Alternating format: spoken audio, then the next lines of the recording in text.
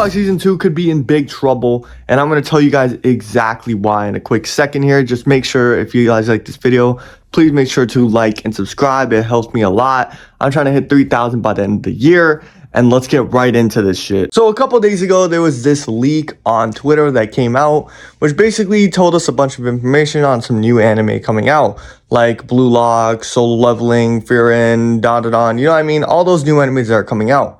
It was basically saying a whole lot of good shit about some animes, a whole lot of bad shit about some animes. But what they had to say about Blue Lock was pretty scary, and they did say that we shouldn't be excited for Blue Lock Season 2.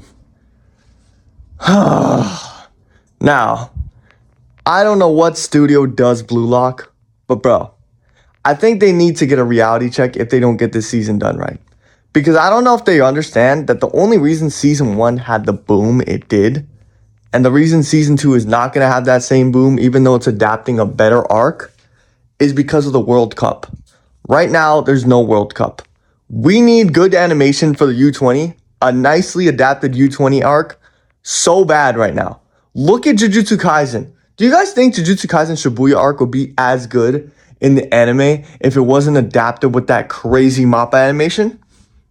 I think not, bro. I think not.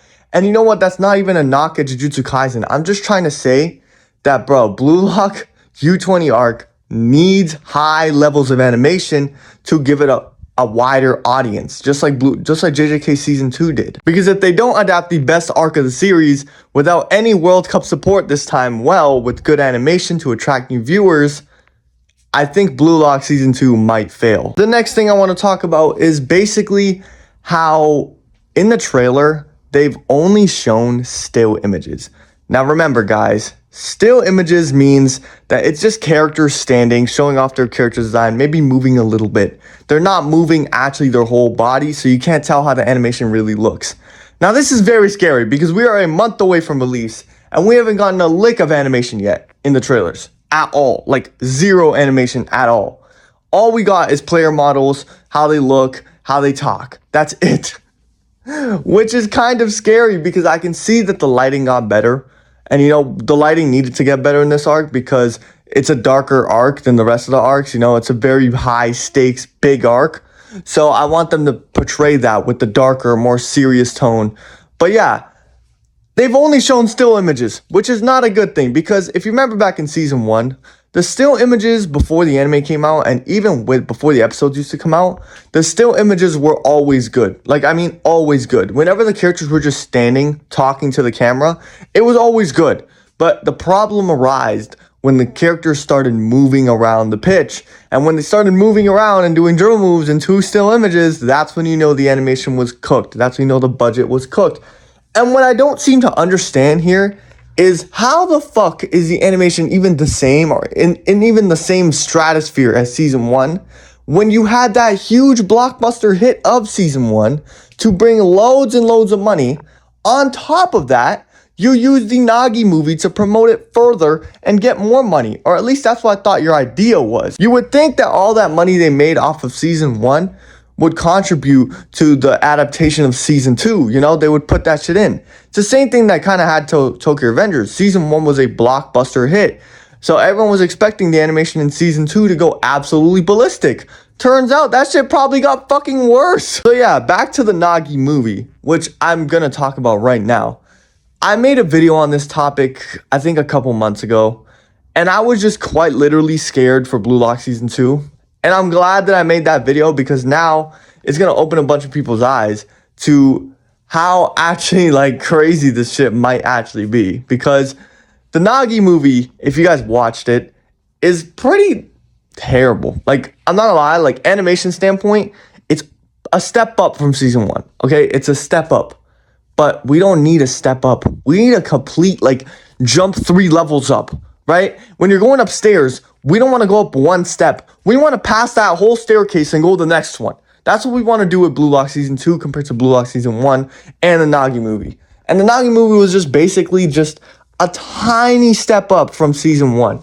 You know what I'm saying? They still, I think, had those CGI models. I'm not sure.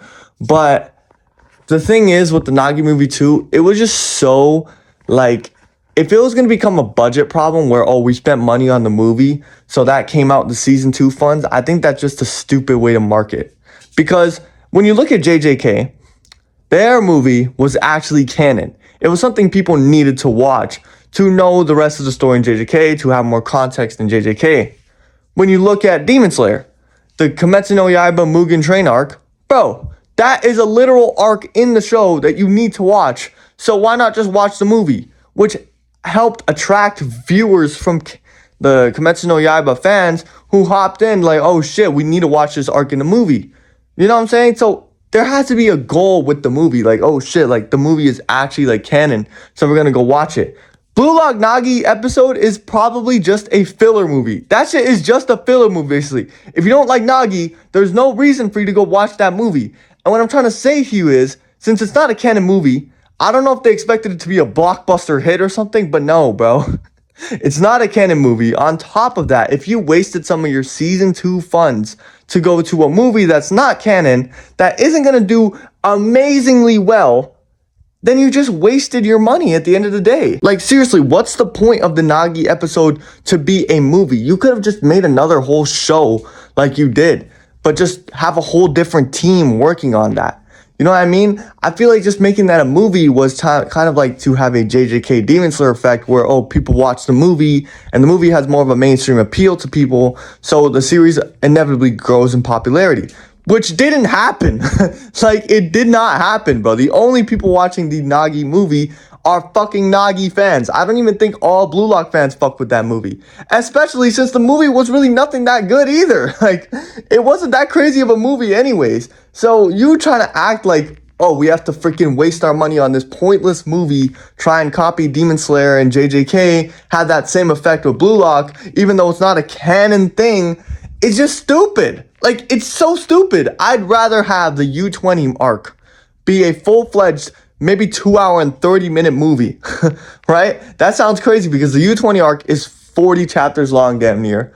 But the thing is, most of those chapters are straight people playing football. So that could be perceived through 2 hours and 30 minutes. I'm confident it could be done. People say it can't be done, but I think it can be done because in the first season, we literally adapted 100 chapters in 24 episodes, right? So I do think that if they wanted to do a movie for U20, it would be 10 times better than a movie for the goddamn Nagi episode, which is quite literally just pointless and a waste of money financially, and a terrible business decision in general. Another thing I want to talk about is the goddamn season 1 animation. Now, I've mentioned before the problems I've had with season 1's animation, mainly just being the CGI models when the ball is traveling in the air. Another thing being whenever basically someone dribbles, it's a still frame. It's literally a still frame when someone passes or dribbles. The ball barely moves. You see when you watch Haikyuu and Kuroko no Basket, the ball actually looks like a physical ball that bounces on the floor. It moves when someone does it. The camera follows the ball when they put it somewhere. Bro, in Blue Lock, I swear it's just a still image of, let's say, Rio or somebody passing the ball in a white background, and then the other guy gets the ball. He's like, oh shit, I got the ball, and he shoots it or some shit. The only time we actually get to see the ball move is when someone shoots it. That's it. That's it. When somebody's dribbling, I don't think the ball, like, unless they're using the CGI models, bro, the ball barely moves at all. And that's, like, terrible because if the ball's not moving, the players are barely moving too. And if there's a whole bunch of still images, why don't I just go read the fucking manga? This is not a step up from the manga if there's just a whole bunch of still images and CGI trash-ass models with the ball. Like, the animation was just so ass in season 1, I'm not gonna lie.